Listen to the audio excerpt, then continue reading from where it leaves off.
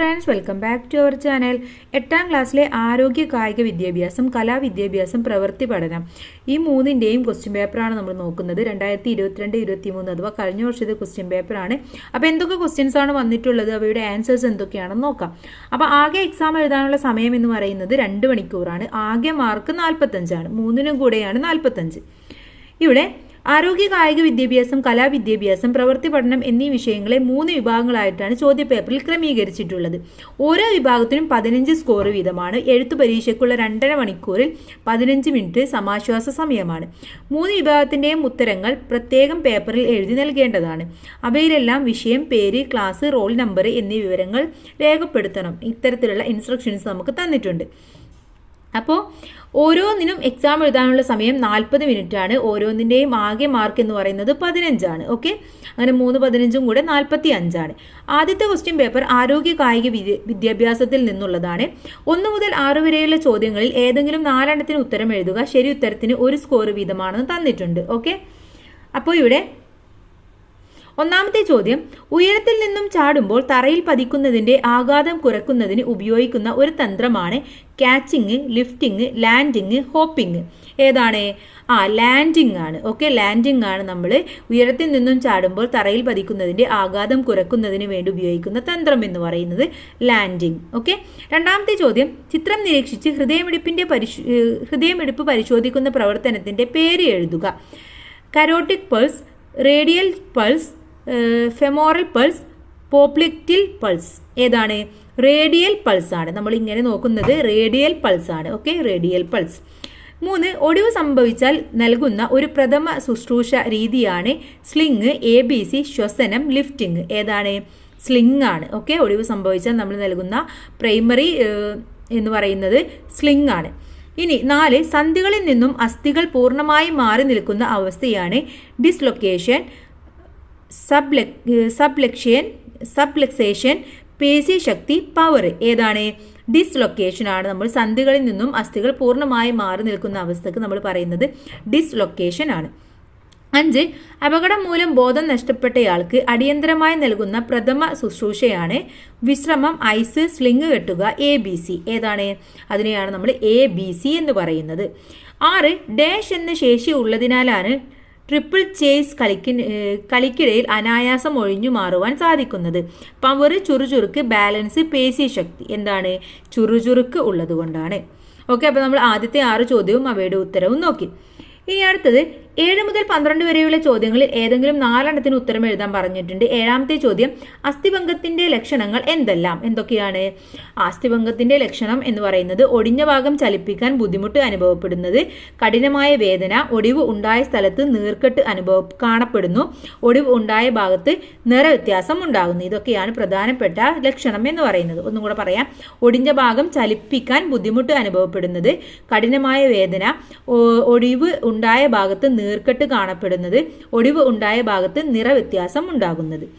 ഇനി ഏതെങ്കിലും 4 യോഗാസനത്തിന്റെ പേരെഴുതുക. ഏതൊക്കെയാണ്? മകരാസനം, അതുപോലെ തന്നെ നൗകാസനം, അർദ്ധപവനം മുക്താസനം, അതുപോലെ പശ്ചിമോദ്ദനാസനം. ഓക്കെ, ഇതൊക്കെയാണ് പ്രധാനപ്പെട്ട ആസനങ്ങൾ എന്ന് പറയുന്നത്, യോഗാസനങ്ങൾ എന്ന് പറയുന്നത്.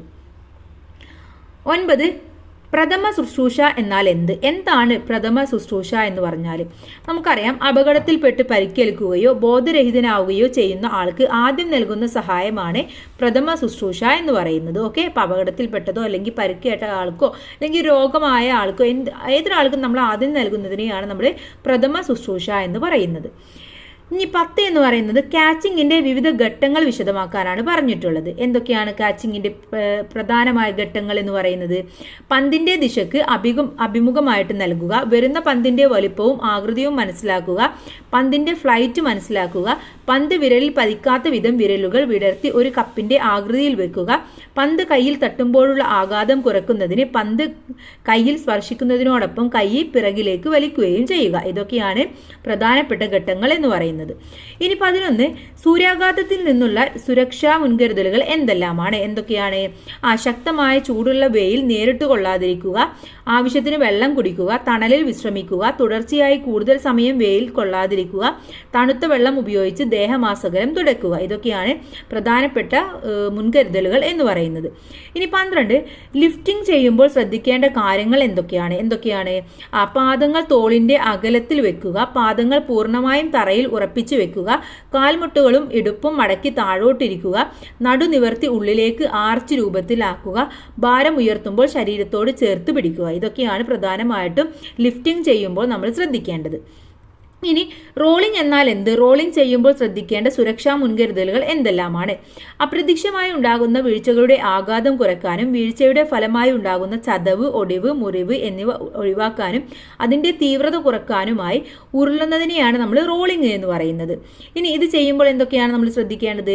ആവശ്യത്തിന് വിസ്തൃതിയുള്ള സ്ഥലം തിരഞ്ഞെടുക്കുക, പരുപരുത്തതോ കുഴിയുള്ളതോ കല്ലു നിറഞ്ഞതോ ആയ പ്രതലം ഒഴിവാക്കുക, ഹാളിൽ മാറ്റിട്ടോ പുൽമൈതാനമോ മണൽ നിറഞ്ഞ സ്ഥലമോ പരിശീലനത്തിന് ഉപയോഗിക്കുക, റോൾ ചെയ്യുന്ന വിധം വ്യക്തമായി മനസ്സിലാക്കിയ ശേഷം മാത്രം പരിശീലിക്കുക, പരിശീലിക്കുന്നവർ തമ്മിൽ കൂട്ടിമുട്ടാത്ത രീതിയിൽ അകലം പാലിക്കണം. ഇത്രയും കാര്യങ്ങളൊക്കെ നമ്മൾ ശ്രദ്ധിക്കേണ്ടതാണ്.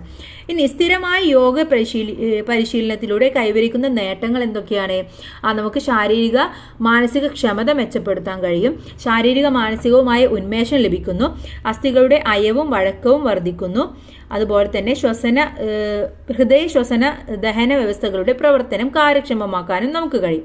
ഇതൊക്കെയാണ് നമ്മൾ സ്ഥിരമായി യോഗ പരിശീലനത്തിലൂടെ കിട്ടുന്ന നേട്ടങ്ങൾ എന്ന് പറയുന്നത്. കൂടെ പറയാം, ശാരീരിക മാനസിക ക്ഷമത മെച്ചപ്പെടുത്തുന്നു, ശാരീരികവും മാനസികവുമായ ഉന്മേഷം ലഭിക്കുന്നു, സന്ധികളുടെ അയവും വഴക്കവും വർദ്ധിപ്പിക്കുന്നു, ഹൃദയ ശ്വസന ദഹന വ്യവസ്ഥകളുടെ പ്രവർത്തനം കാര്യക്ഷമമാക്കുകയും ചെയ്യുന്നു. ഓക്കെ, ഇനി അടുത്തത് കലാവിദ്യാഭ്യാസമാണ്. ഇതിലും 40 മിനിറ്റാണ് ആകെ മാർക്ക് എന്ന് പറയുന്നത് 15 തന്നെയാണ്.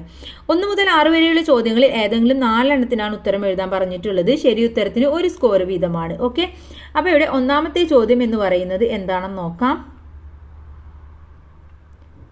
മനുഷ്യരൂപങ്ങളെ നിരീക്ഷിച്ച് വരക്കുന്ന ചിത്രത്തിന് പൊതുവിൽ പറയുന്ന പേരെന്താണ്? ഛായാചിത്രം, ചുമർ ചിത്രം, ധൂളി ചിത്രം, ഡംബര ചിത്രം. എന്താണ്? ഛായാചിത്രമാണ്. Okay.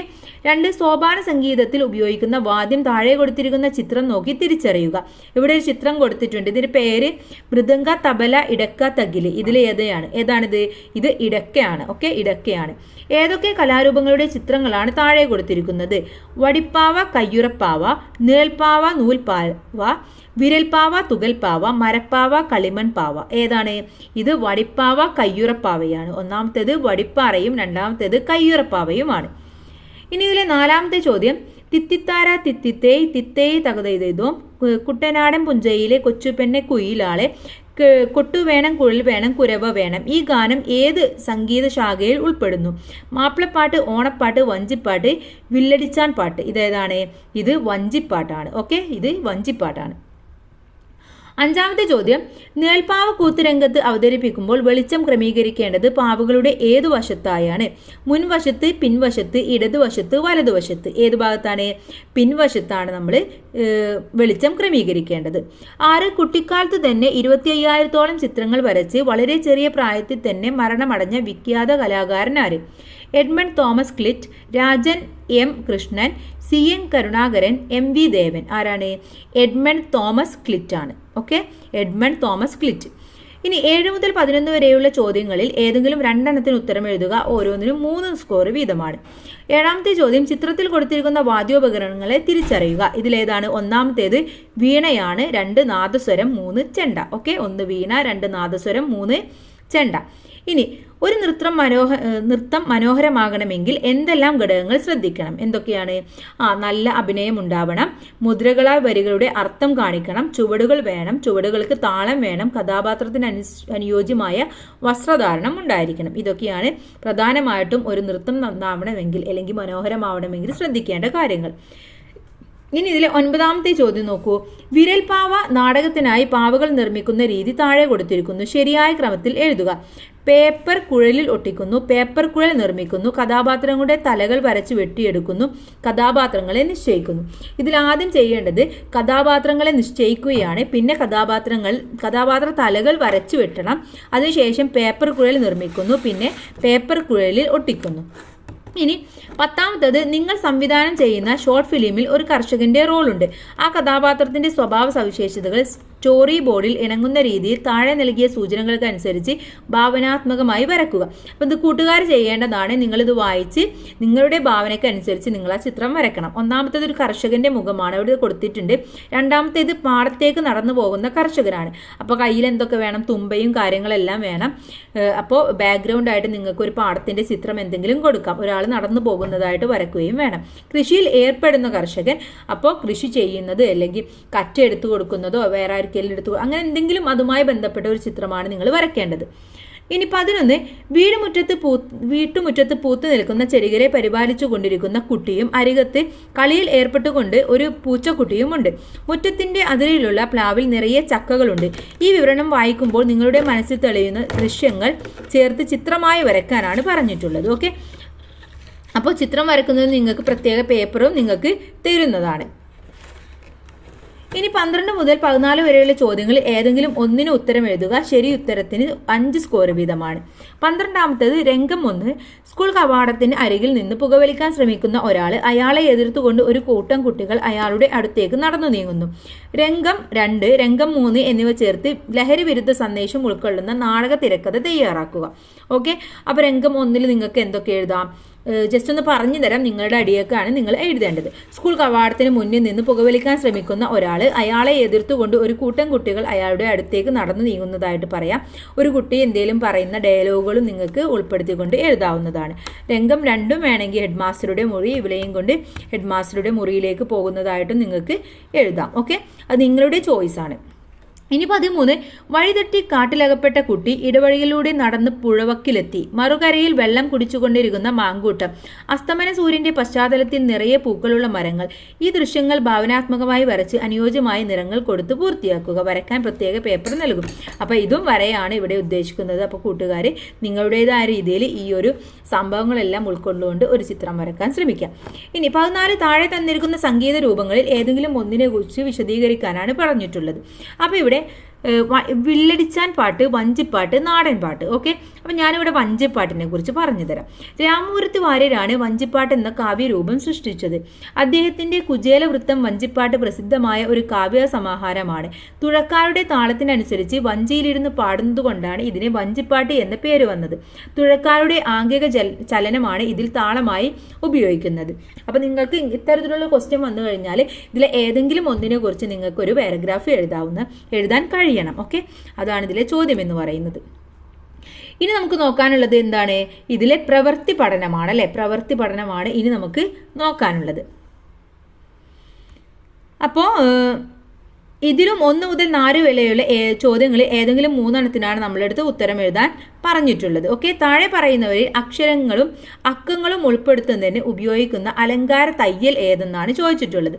Bullion stitch, lazy Daisy, cross stitch, long and short. ഏതാണ്? ക്രോസ് സ്റ്റിച്ച് ആണ്. ഓക്കെ, ഇനി 2, ചന്ദനത്തിരി നിർമ്മാണത്തിൽ പെർഫ്യൂം നേർപ്പിക്കുന്നതിന് ഉപയോഗിക്കുന്ന അസംസ്കൃത വസ്തു. ജലം, DEEP ഓയിൽ, ചന്ദന തൈലം, പുൽത്തൈലം. ഏതാണ്? DEEP ഓയിലാണ്. 3, സ്ട്രോ ബോർഡ് ഉപയോഗിച്ച് നിർമ്മിക്കുന്ന ഓഫീസ് ഫയലിന്റെ അളവ് 50 × 30 centimetre, 35 centimetre × 20 centimetre, 40 centimetre × 40 centimetre, 23 × 32 centimetre. ഏതാണ്? 23 × 32 സെന്റിമീറ്റർ ആണ് കറക്റ്റ് ആൻസർ. ഇനി വിവിധതരം പേപ്പറുകൾ ഉപയോഗിച്ച് മുറിക്കുകയോ ഒട്ടിക്കുകയോ ചെയ്യാതെ മടക്കുകളിലൂടെ രൂപങ്ങൾ നിർമ്മിക്കുന്ന രീതിയാണ് ഒറിഗാമി, എംബോയിസിംഗ്, ടാൻഗ്രാം, കിറിഗമി. ഏതാണ്? ഒറിഗാമിയാണ്. അതന്നെ, ഒറിഗാമിയാണ് അതിന് പറയുന്ന പേര്. ഇനി 5 മുതൽ 9 വരെയുള്ള ചോദ്യങ്ങളിൽ 4 ഉത്തരം എഴുതുക. ഓരോന്നിനും 2 സ്കോർ വീതമാണ്. 5ാമത്തെ ചോദ്യം ചേരുംപടി ചേർക്കുകയാണ്. പൂമ്പൊടി എന്തുമായി ബന്ധപ്പെട്ടതാണ്? ഫ്രഞ്ച് നോട്ടാണ്. വൈദ്യുതി ടെസ്റ്ററുമായി ബന്ധപ്പെട്ടതാണ്. ലെതർ ബാഗ് ആണ്. പ്ലാസ്റ്റിക് കുപ്പി പപ്പറ്റാണ്. ഓക്കെ, അപ്പോൾ ഇത്രയുമാണ് അവിടെ ചേരുംപടിയായിട്ട് എഴുതേണ്ടത്. പദസൂര്യൻ പൂർത്തിയാക്കുക. മുള ഉൽപ്പന്നങ്ങൾ ഫ്ലവേഴ്സ് എന്ന് കൊടുത്തിട്ടുണ്ട്. പിന്നെ നമുക്ക് എന്തൊക്കെ എഴുതാം? കൊട്ട, വടി, മുറം, ഫ്ലവർ പോട്ട്. ഓക്കെ, ഇതൊക്കെ മുള കൊണ്ട് ഉപയോഗിച്ച് നമുക്ക് നിർമ്മിക്കാൻ കഴിയുന്നതാണ്. ഇലക്ട്രിക്കൽ വയറിൽ എർത്തിന്റെ ആവശ്യകത എന്താണ്? എന്തുകൊണ്ടാണ് എർത്ത് നമ്മൾ ഉപയോഗിക്കുന്നത്?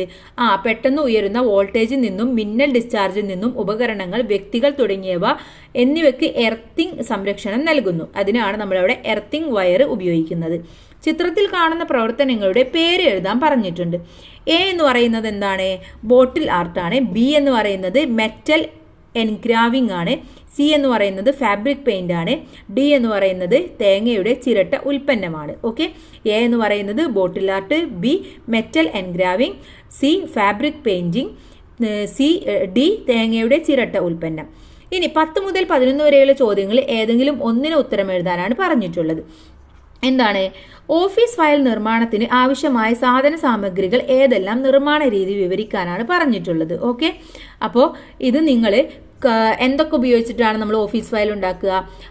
കാർഡ് ബോർഡ്, അതുപോലെ calico, brown paper, lace, fancy paper, പശ, ബ്ലേഡ് തുടങ്ങിയവ. നിർമ്മാണ രീതി നിങ്ങളുടെ ടെക്സ്റ്റ് ബുക്കിലുണ്ട്, അത് നോക്കി നിങ്ങൾ പഠിച്ചാൽ മതി.